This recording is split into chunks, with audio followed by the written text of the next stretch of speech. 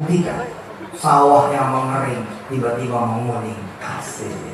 Sungai-sungai yang kering udah pada meletak, tiba-tiba nanti kena hujan apa segala macam sudah. Yang sakit tiba-tiba sembuh sendiri. Yang beranak belum nyampe rumah sakit udah keluar anaknya. Nggak perlu irit kan? Baru ngambil popok sudah keluar, Pak udah keluar Pak. Berarti Ar-Rahman keluar sendiri. Hah? Yang rumahnya pada doyong tiba-tiba naik sendiri. Apa malaikat beroperasi di tengah malam? Yang punya utang tiba-tiba pada bebas utang-utang. Semua pada datang, assalamualaikum, utang-utang bebaskan, utang-utang bebaskan, utang-utang keren. Pedagang-pedagang belum berangkat ke pasar udah pada laku. Belum tahu ya? Ilmu ini luar biasa. Ilmu ini ilmu Mi'raj. Ibu dagang pergi ke pasar, laku biasa, om pergi ke pasar. Yang nggak biasa itu belum pergi udah laku. Tuh, makanya jalani, ayo.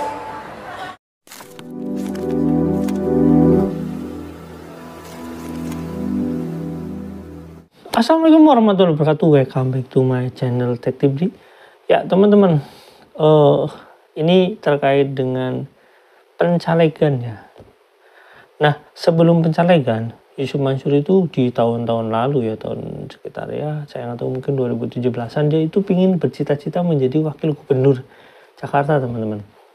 Tapi ya, dia itu nggak direkom sama Habib Rizik. Ini ngomongin fakta ya, saya nggak ngomongin soal dukung-mendukung siapa nggak direkom sama Habib Rizik karena Yusuf Mansur itu banyak bohongnya. Itu kata salah satu orang ya bilang ke saya. Jadi dia itu nggak dicalonkan, padahal itu sebagai bancakan untuk dia menjadi presiden sebenarnya. Nah, di tahun ini dia akan mencalonkan sebagai legislatif ya di DPR RI di Dapil Jakarta Timur. Tapi sebenarnya dia itu ngototnya itu pinginnya jadi presiden. Nah, biar teman lebih enak, kita lihat videonya dulu ya teman-teman. Yuk, check it out. Kalau nanti jadi presiden, gampang. Beres. Saya kok jadi presiden nanti nih? Saya mah ngaji aja. Ngaji aja udah. Nggak kemana-mana, saya mah nggak mau muter-muter, ngaji aja. Iya, nanti ada masa di mana saya menjadi kiai tua betul lah. Di mana saya sudah tidak lagi keliling-keliling di kamar aja. Saya mau tidur. Suatu saat nanti saya duduk, jadi kiai duduk, bener-bener duduk. Masyarakat masih keliling-keliling nih. Kalau masih kalau jadi presiden kerjanya ngaji aja. Nanti orang boleh ngeledekin, orang boleh ngeledek. Presiden dia ngaji di istana, ngaji doang kerjaan. Lu lihat utang mah. Gara-gara ngaji doang utang turun. Nah, saya memang jadi presiden Republik Indonesia yang kerjanya ngaji doang. Tapi lihat ruang tamu saya siapa? Presiden Amerika. Ngapain dia mau utang? Masya Allah. Bahkan bukan cuma satu presiden Amerika, presiden Tiongkok lagi itu ada dua. Kalau sama-sama mengutang. Yakin bu, dunia Allah, coba aja berarti. Kerjaan saya mah nanti kalau jadi presiden jam 7 pagi nongol di TV. Assalamualaikum rakyat, apa kabar? Sehat? Yuk buka Quran. Kita ngaji Ar-Rahman bareng-bareng. Saya baca Quran dari istana, live lewat TV. Ya, Indonesia ngaji Quran. Keren. Yang ada di sawah stop sebentar ngaji dulu. Yang ada di sekolah stop sebentar ngaji dulu. Yang ada di pabrik stop ngaji dulu. Yang ada di rumah sakit stop ngaji dulu. Yang ada di jalanan stop parkir mengaji dulu. Lah, kenapa coba macet jadi azab buat dia? Jadi lupa sholat dia, lupa ngaji, lupa naik mobil nggak wudhu. Yang dia setel musik-musik nggak keluar, dia jadi azab lah. Jalanan jadi azab, syawari, saya kuno, azabum ya Allah. Bener saya tuh, parkir sebentar, ngaji bener. Begitu ngaji, jalanan kosong tuh lah. Yang di pasar-pasar sebentar ngaji dulu itu saya pimpin dari istana, asik ya. Makanya nanti 2024 coblos itu Mansur. Saya ngaji dari istana. A'udzu billahi minasyaitonir rajim. Bismillahirrahmanirrahim. Dari mulai ujung kiri sampai ujung kanan, ujung barat, ujung timur, ujung utara, ujung selatan Indonesia ngaji Quran. Yang tadinya mau ngebelah ke bumi, kenapa? Yang tadinya mau goyang ke gunung, diam. Lautan yang tadinya berontak, kalem. Allah. Tapi kalau negeri ini maksiat, yang diam pun goyang deh. Yang rapat pun belah, yang tenang pun beriak deh. Udah bener saya udah. Nanti jam-jam setengah 12 saya muncul lagi di TV. Udah kerja saya jadi presiden gitu aja. Assalamualaikum. Waalaikumsalam. Kabar nih kampung bilang wetan sehat. Ya, dikit lagi zuhur. Saya sebagai presiden Republik Indonesia mengingatkan semua berhenti. Salat zuhur, azan, kita semua berjamaah. Saya Yusuf Mansur, Presiden Republik Indonesia, memimpin sholat dari istana. Nanti sebelum asar 5 menit muncul lagi. Assalamualaikum. Asar. Gitu. Jadi orang tua, presiden jadi orang tua. Mandi gitu, sikat gigi gitu, gunting kukunya gunting gitu. Saya jadi presiden nanti begitu aja. Saya jadi presiden nanti azan maghrib langsung saya ngazan, biarin. Live seluruh stasiun TV saya azan, presiden yang azan, keren. Nanti menjelang malam nih tidur jam 10 muncul lagi. Assalamualaikum. Sebelum tidur, mari yuk kita baca dulu surah Al-Mulk. Asik. Seperti yang malam hari ini kita akan lakukan. Kita tutup alim kita dengan kita membaca surah Al-Mulk. Buktikan nanti, buktikan. Sawah yang mengering tiba-tiba menguning. Asik. Sungai-sungai yang kering udah pada meletak, tiba-tiba nanti kena hujan apa segala macam. Yang sakit tiba-tiba sembuh sendiri. Yang beranak belum nyampe rumah sakit udah keluar anaknya. Nggak perlu ngirit kan? Baru ngambil popok sudah keluar. Pak, udah keluar Pak. Baca Ar-Rahman keluar sendiri.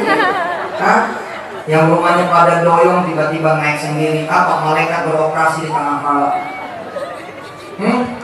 Yang punya utang tiba-tiba pada bebas utang-utang. Semua pada datang. Assalamualaikum, utang-utang bebaskan, utang-utang bebaskan, utang-utang keren. Pedagang-pedagang belum berangkat ke pasar udah pada laku. Belum tahu ya? Ilmu ini luar biasa. Ilmu ini ilmu Mi'raj. Ibu dagang pergi ke pasar, laku biasa. Om pergi ke pasar, yang nggak biasa itu belum pergi udah laku. Tuh, makanya jalani, ayo. Dah, bismillah. Kita tutup dengan kita baca surah Al-Mulk. Nanti peristiwa ini akan terjadi di tahun 2024 ya. Insya Allah. Kasih undang ke istana Pak Kiai. Nah, itu videonya teman-teman. Kita tahu ini sebenarnya gini ya. Saya pingin ketawa ya, ini menyesatkan gitu ya. Pingin ngomong secara logis, menjelaskan, tapi ya yang ngomong Yusuf Mansur gitu loh.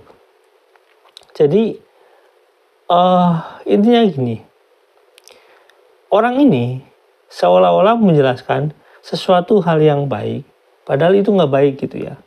Misalkan contoh yang dia bilang bahwasanya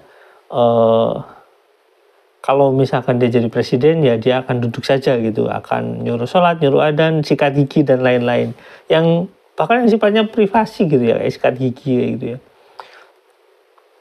Itu presiden itu melakukan kebijakan publik walaupun berimbas pada privasi gitu.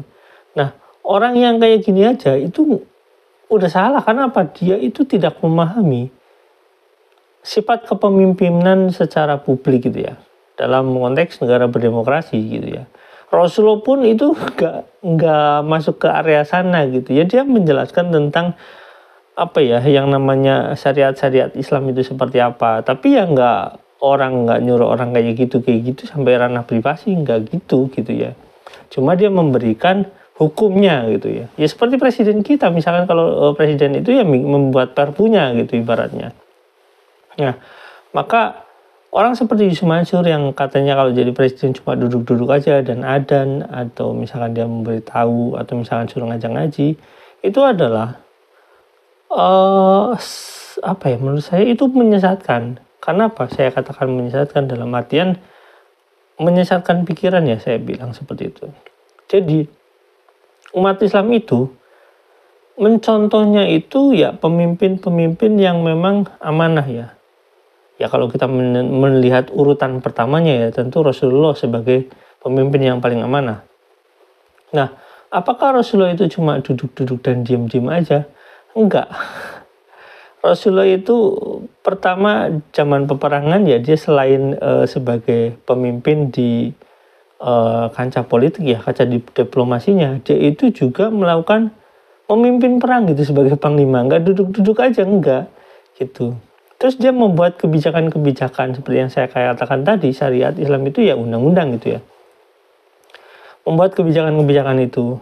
Terus apakah Rasulullah ketika di masa dia nggak berperang, dalam artian ketika Rasulullah mengutus panglima atau siapalah kayak gitu ya untuk berperang, apakah Rasulullah diam-diam aja? Enggak, Rasulullah itu membagi pekerjaan yang dimana misalkan di Madinah itu dalam kondisi yang memang harus diperhatikan secara penuh, sementara peperangan itu memang harus dilaksanakan karena mengancam Madinah gitu ya. Jadi ya ada pembagian perang gitu, ada penugasan, terus dia mengamankan wilayah dia di dalam untuk tetap kuat gitu ya. Apakah dia nggak ikut turun gitu pada saat perang Khandaq? Bahkan dia turun menggali gitu ya. Itu loh pemimpin ya kayak gitu ya. Selain dia punya kebijakan, selain dia bisa ngomong, dia juga turun memimpin karena pada saat itu sangat dibutuhkan gitu. Jadi Rasulullah itu ya ikut turun gitu ya untuk menggali juga. Makanya ada cerita Konstantinopel yang akan dikuasai gitu ya. Itu salah satu ya hikmahnya Rasulullah pada saat itu turun gitu dan dia bercerita.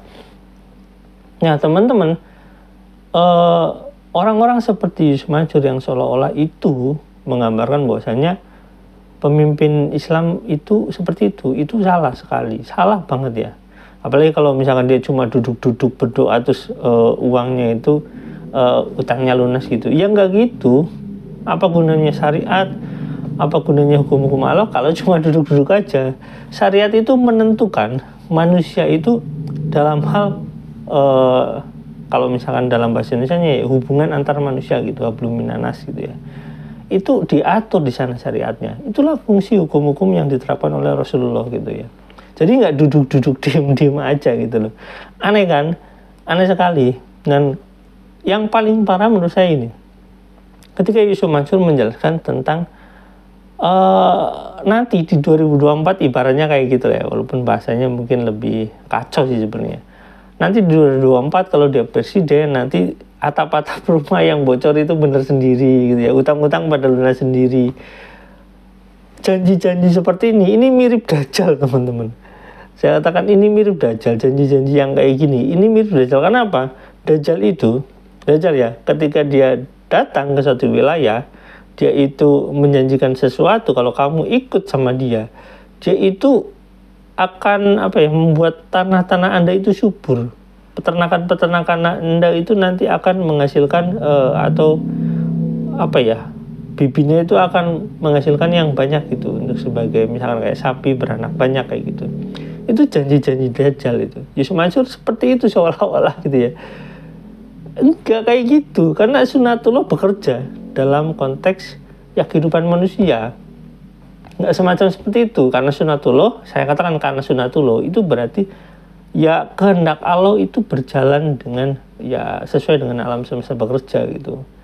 Kalau misalkan nanti kita menggunakan teknologi apa itu beda lagi cerita, tapi kalau cuma sekedar berdoa kayak gitu ya itu menyesatkan, itu mirip Dajjal kayak gitu. Jadi menjanjikan sesuatu ya, tapi kan Yusuf Mansur bukan Dajjal ya, itu mustahil gitu. Itu cuma pengen janji presiden kalau dia seperti itu. Tapi yang paling parah itu atas nama agama, atas nama Islam yang paling parah. Oke, jadi teman-teman hati-hati, orang seperti ini lebih cenderung nantinya itu pinginnya enak aja gitu. Ya contohnya seperti sekarang gitu, dia ada kasus dia kabur enak aja gitu, nggak bertanggung jawab. Oke, sampai di sini. Jangan lupa like, subscribe, dan komen. Jangan lupa juga share. Wassalamualaikum warahmatullahi wabarakatuh. Bye.